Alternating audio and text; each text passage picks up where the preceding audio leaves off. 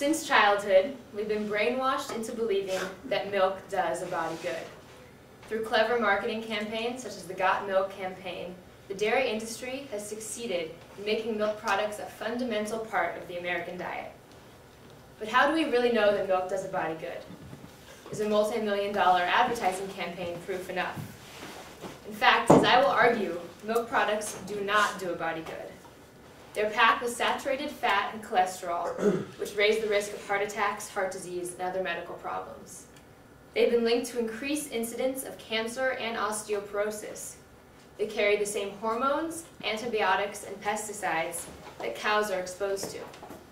The claim that people need milk to grow strong bones is entirely false, and I will offer healthier alternatives for building strong bones.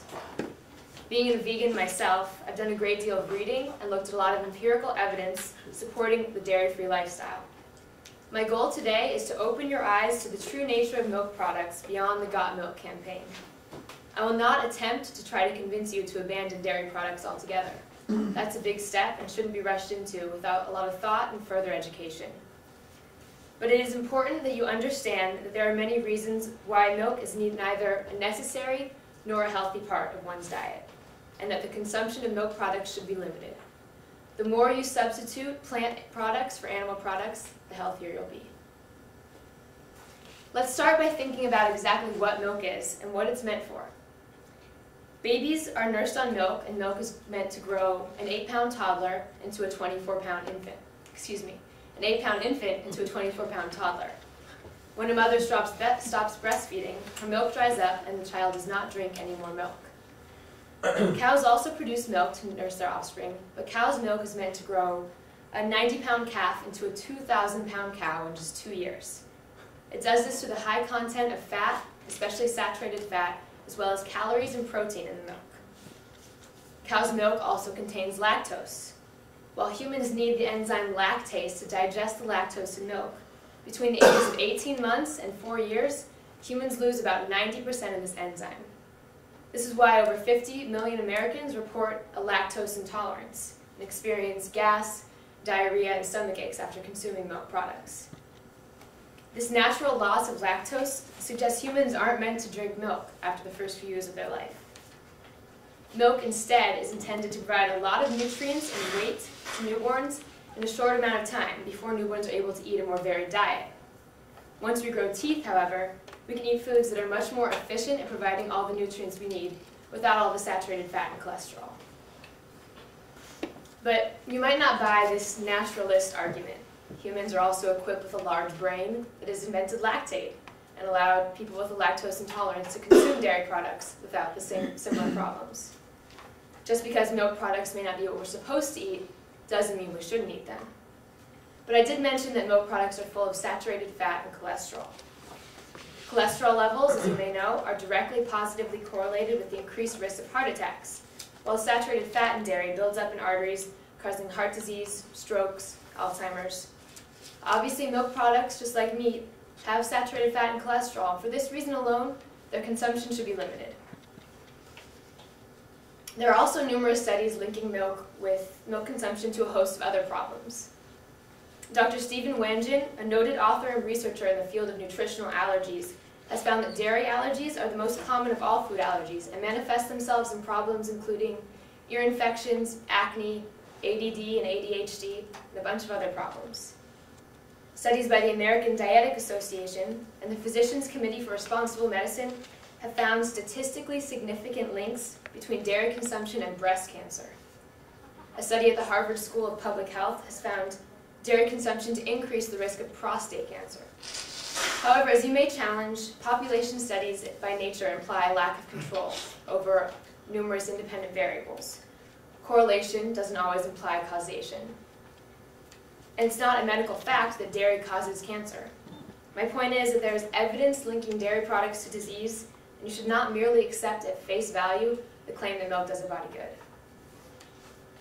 Besides cholesterol, saturated fat, and increased health risks, milk consumption should be limited because of the hormones, antibiotics, and pesticides these products contain. In order to get the most milk from a dairy cow, cows are commonly given genetically engineered growth hormone, and the subsequent milk products thanks to industry pressure, are not required to disclose the use of this hormone on the label. Cows given this hormone must be given more antibiotics because they get sick more often. And milk from these cows has been found to contain more pus than normal milk. Now this pus means that the consumer is transmitted more antibiotics and pesticides than other milk. Pesticides including polychlorinated biphenyls and dioxins are also found in milk, and both have been linked to cancer. Now I'd like to examine what, if any, are the reasons to drink milk. Like I said, the milk does a body good idea has been fabricated by the dairy industry. You do not need dairy to grow strong bones. Studies conducted by researchers at Harvard, Yale, Penn State, and the National Institute of Health have found that milk consumption correlates with an increased incidence of osteoporosis, exactly what milk is supposed to prevent. The National Dairy Council itself conducted a study of women given 8 ounces of skim milk a day compared to a group of women not consuming milk. The dairy group lost bone at twice the rate of the non-dairy group. This link is because the high animal protein content in milk actually leaches calcium from the bones. Dairy industry researcher Dr. Robert Heaney found that as animal protein consumption increases, so does the calcium loss through urine. The highest rates of osteoporosis occur in countries with the highest level of dairy consumption. One study of 40 tribes in Kenya and Tanzania found only one tribe that had ever witnessed osteoporosis, the Maasai tribe. Now the Maasai tribe happens to base its diet on dairy. So without dairy, how do you get your necessary dose of calcium? Excellent alternative sources of calcium include soybeans and soy nuts, as well as dark leafy greens like collard greens, mustard greens, kale, even broccoli. Just 3/4 of a cup of collard greens contains just as much calcium as a glass of milk without the fat or the cholesterol. To sum up, milk products are high in saturated fat and cholesterol, linking them to heart disease, heart attacks, and strokes. Common reactions to milk include lactose intolerance and milk allergies, which cause stomach problems, acne, and other medical conditions. There is research that suggests dairy consumption increases the risk of cancer and osteoporosis, and commercial milk products carry antibiotics, pesticides, and hormones, each with their own associated risks. Thus, you cannot continue to believe that a healthy diet involves 3 servings of milk a day, as the food pyramid would suggest. Milk consumption is harmful to your health and should be limited. Any questions? Please write down your feeling at this point and questions. Yes. I have a 2-part question. Okay. One is, you're talking about lactose. How about milk like lactate, which is, what's your opinion on that? Like I said, the fact that we can develop products to allow people with lactose intolerance to drink milk does not mean that the milk doesn't have all the same risks as beforehand. It still has the cholesterol and the fat. It still has the risk of antibiotics and pesticides and all the other risks. And also, you had mentioned like eating soybeans or leafy greens as a substitute for milk. But how about recipes like cakes and stuff which require milk as a base? There's a lot of substitutes for milk and eggs in baked goods. You can use soy milk. You can experiment with olive oil instead of eggs and cookies, or there's vegan egg substitutes. Once you get into the world, there's a lot of options.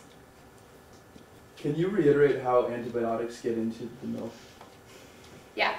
So cows that are given growth hormones get sick often because the growth hormones causes a condition called mastitis in the cow's stomach. And they have to be given a much higher level of antibiotics in order to still produce their milk. And when growth hormone came onto the market, the FDA actually raised the allowable minimum level of antibiotics in dairy milk. So there's more antibiotics in milk that's given this hormone. Yeah.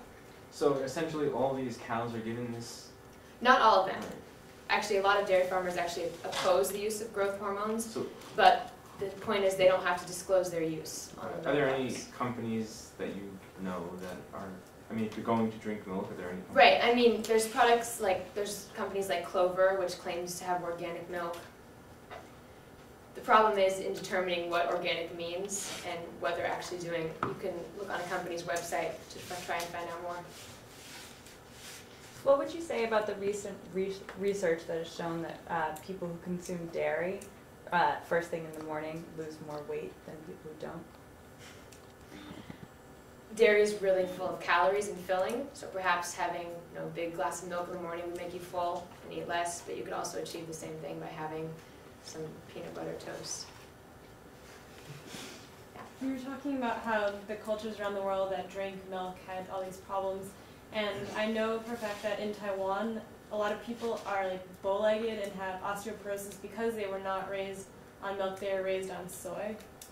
Because a lot of people in Asia are lactose intolerant. What do you know anything about that? I would say, again, population studies are difficult, and there's lots of factors in a given population that could contribute to that, so we have to look into it more. Yes? And you talked about the level of antibiotics that are used in cows and also in milk. And you talked about it as a negative thing. Why is it bad to have antibiotics in milk? Okay, in the same way that when you take a lot of antibiotics, if you're getting a Z-Pack every week from Health Services, it decreases your immunity, because there's going to be bacteria that become immune to that sort of antibiotic. So if we're feeding a population, all Americans are getting a lot more antibiotics in their food that they're eating, then there's going to be bacteria that's not going to be able to be stopped. That's why you don't want to use Purell 10 times a day. What about the knowledge that yogurt has acidophilus, which is a good bacteria which you actually recommended by doctors to eat after taking antibiotics? I don't know about that, I'm sorry. Acidophilus is an active bacteria that's found in yogurt, and it's a good bacteria that's naturally found in a human stomach. After you take antibiotics, it flushes all the acidophilus out of your system.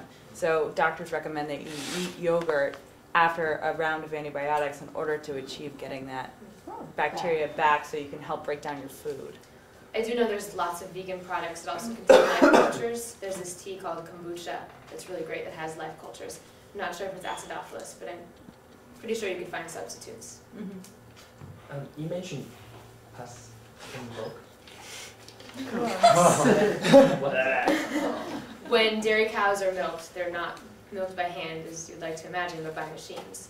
And that leads to lots of infection, and there's a certain allowable minimum level of pus that can be in milk. So that's why it tastes so good. Any other questions? Okay, do you have a final statement for us? Like I said earlier, my goal is not to convince you all to jump on the vegan bandwagon. Eliminating dairy from a modern diet is challenging and requires a lot of dedication. My goal instead is to free you from the often unchallenged assumption that milk is a necessary and healthy component of your diet. There's no reason to believe that we need milk to survive, and there are dangers associated with heavy milk consumption. I encourage all of you to free your minds and rethink how much dairy you really want to consume and how it may affect your bodies. Thank you.